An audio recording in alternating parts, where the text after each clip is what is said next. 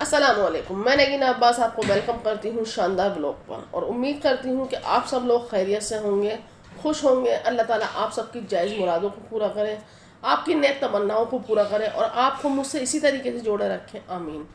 मैं अपनी खैरियत भी आपको बता दूँ कि अल्लाह के शुक्र से अल्हम्दुलिल्लाह मैं भी ठीक हूँ। पिछले कुछ दिनों से तबीयत थोड़ी बोझिल हो रही थी, हल्का बुखार सा भी मुझे महसूस हो रहा था। तो ये जो व्लॉग है मैं पहले देना चाहती थी, थोड़ा 1-2 दिन पहले जल्दी ही देना चाहती थी, लेकिन तबीयत की वजह से मैं नहीं दे पाई हूँ। तो चलिए अल्लाह का शुक्र है, वैसे मैं ठीक हूँ। और यहाँ पर जो है चाय मैं बना रही हूँ सूफिया के लिए और अपने लिए। करीब 8:30 बजे का यहाँ पर वक्त हो रहा है।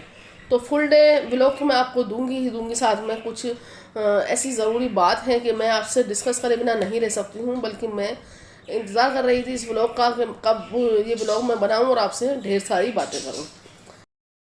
चाय बना रही हूँ और आज मेरा अंडा खाने का मूड है, क्योंकि मैं डेली अंडा नहीं खाती हूँ।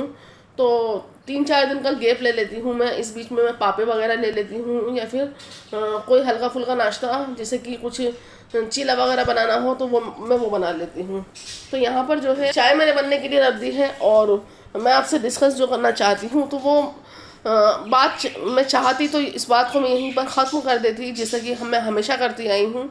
लेकिन आज मैंने सोचा कि इस तरीके से ऐसी बातें को छुपाने से जो है ऐसे लोगों का हौसला बहुत ज़्यादा बढ़ जाता है।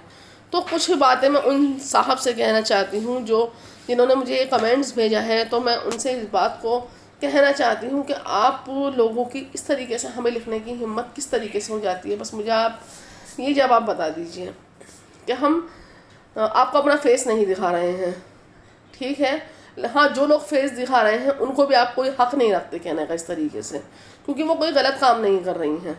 जो भी लेडीज़ हम यूट्यूब पर काम कर रही हैं अपने घर में बैठकर कोई गलत काम नहीं कर रही हैं बिल्कुल भी। और यहाँ तो आप मेरा फेस भी नहीं देख रहे हैं कि मैं सिर्फ हाथों को देखकर या फिर मेरी आवाज़ सुनकर आप इस कदर घटिया कमेंट्स किस तरीके से कर सकते हैं। तो आपका बीमार जहन के इंसान हैं क्या, या फिर समझ में नहीं आ रहा कि आपको ऐसा लग रहा था कि मतलब कोई मुझे देखेगा नहीं, या फिर आईडी पे जो नाम लिखा हुआ है बस उससे ही।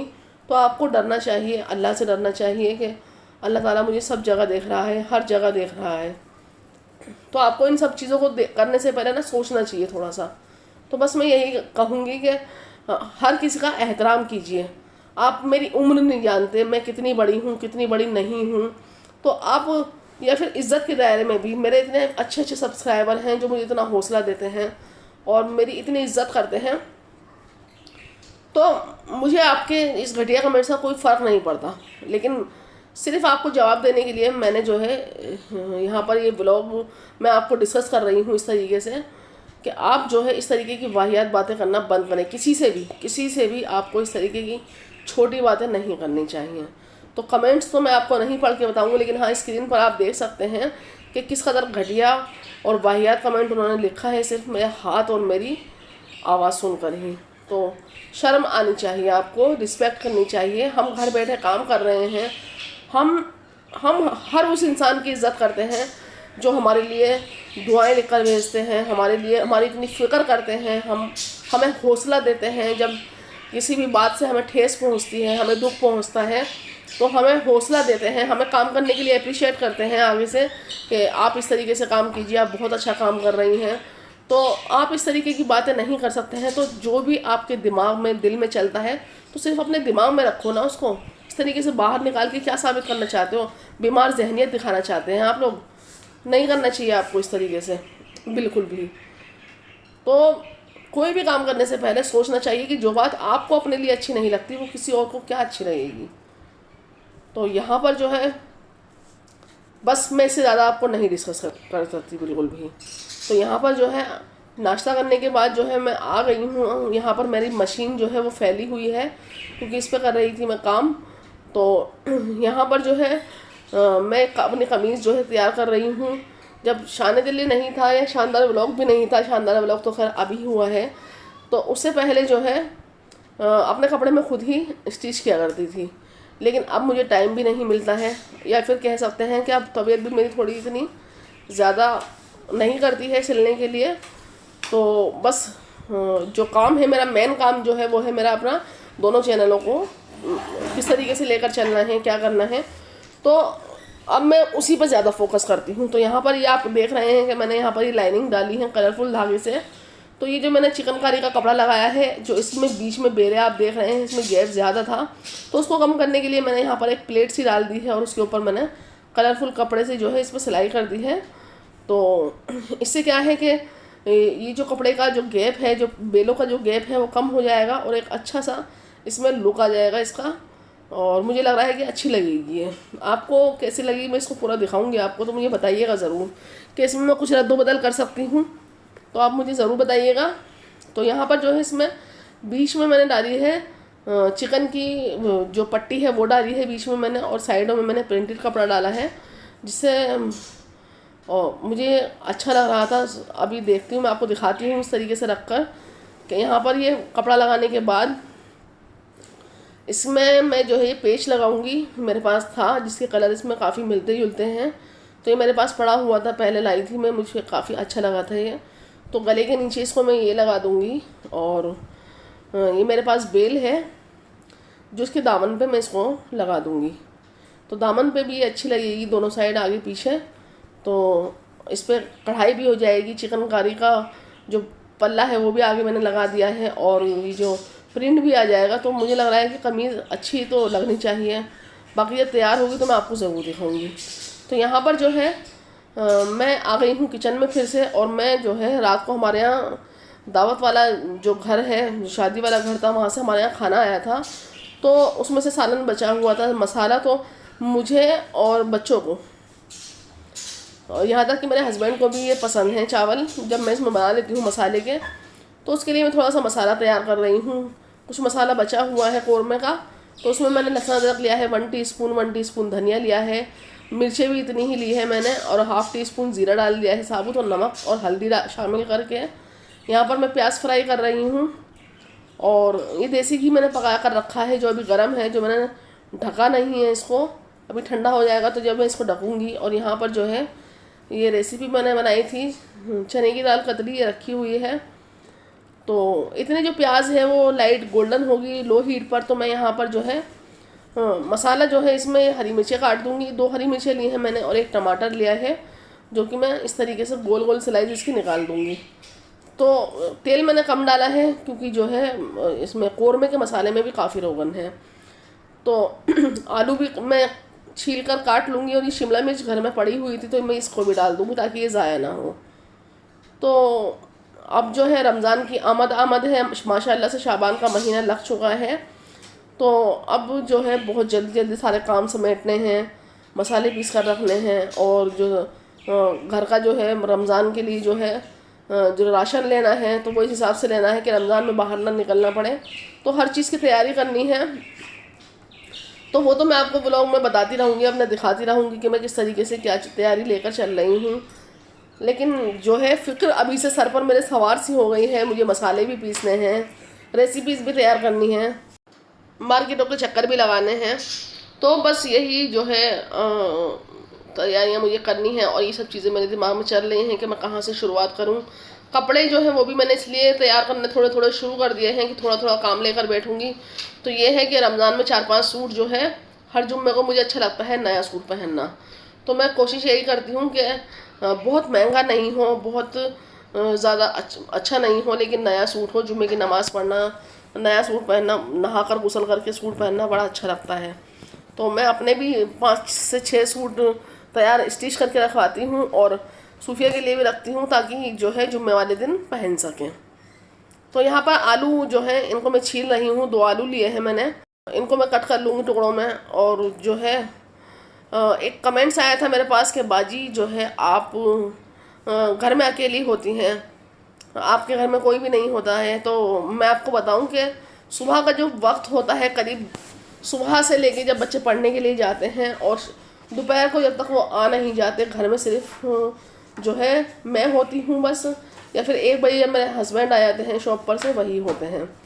तो जो है इसलिए आपको कोई भी नहीं दिखाई देता है। और हम जो है फ्लोर बाय फ्लोर रहते हैं, मेरे जो हस्बैंड हैं उनके भाई जो हैं, जो यहाँ पर हम रहते हैं, तो 4 भाई रहते हैं मेरे हस्बैंड के, और हम फ्लोर बाय फ्लोर रहते हैं।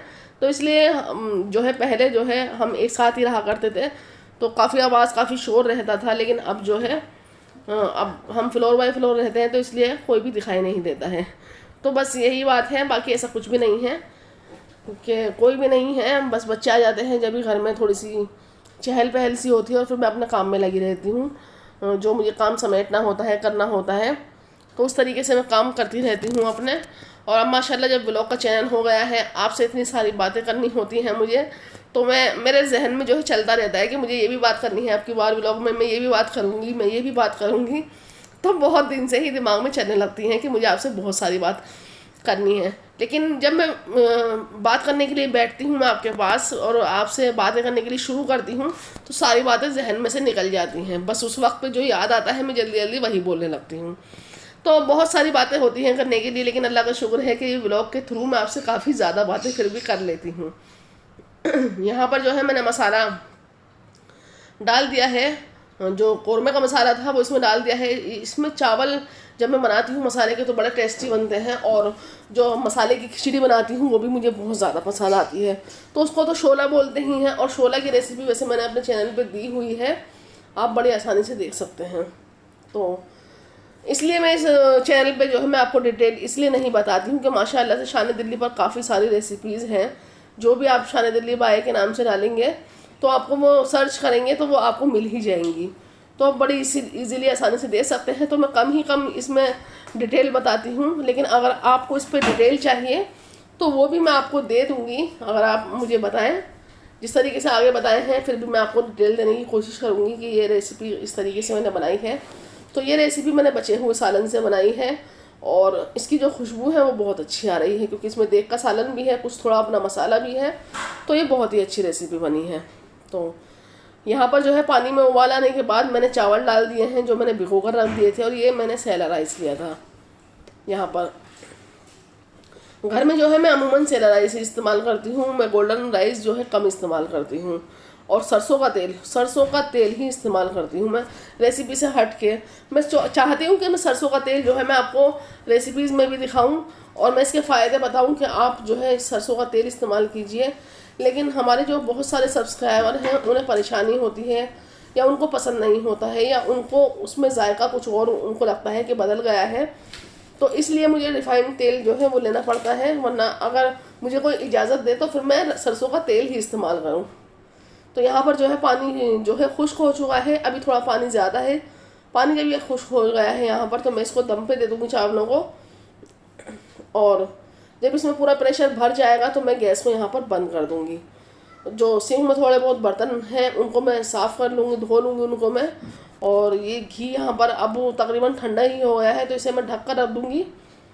तो यहाँ पर जो आप ये टॉप देख रहे हैं, किचन टॉप देख रहे हैं, बस इतना ही मेरा किचन है, छोटा सा किचन है। 2 लोगों को काम करने में बड़ी दिक्कत होती है, तो इस वजह से मैं नहीं चाहती कि मैं आपको अभी मुझे थोड़ा सा काम जब करवाऊँगी किचन में, मैं बनवाऊँगी किचन को, तो फिर मैं आपको इसका इंशाल्लाह पूरा फुल व्लॉग दूँगी। लेकिन हाँ, ये मुझे पता नहीं कि कितना टाइम लगेगा। तो मुझे पता है कि आप मुझसे कहेंगे कि आपको कोई एतराज़ नहीं है देखने में, आपको मैं जानती हूँ कि आप मुझे दुआएं ही देंगे, मुझे खुशियों की दुआ देंगे, मेरी सेहत की दुआ देंगे।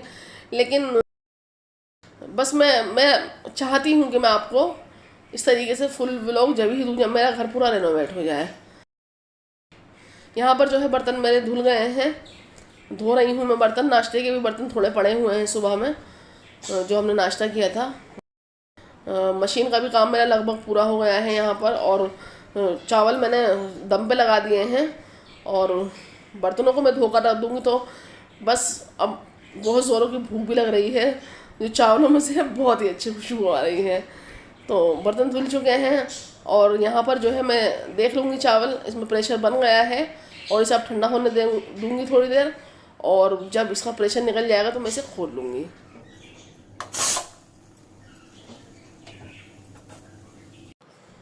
तो चावल यहाँ पर मैं खोल लूँगी, और चावल बने हैं बहुत ज़्यादा मज़ेदार, बहुत टेस्टी बने हैं, आप देख सकते हैं।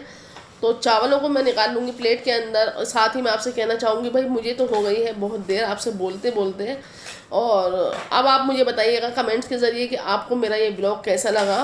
साथ ही जो है आप किस तरीके से रमज़ान की तैयारी करते हैं, किस तरीके से अपने काम को लेकर चलते हैं, ताकि मैं भी आपसे कुछ सीख सकूँ।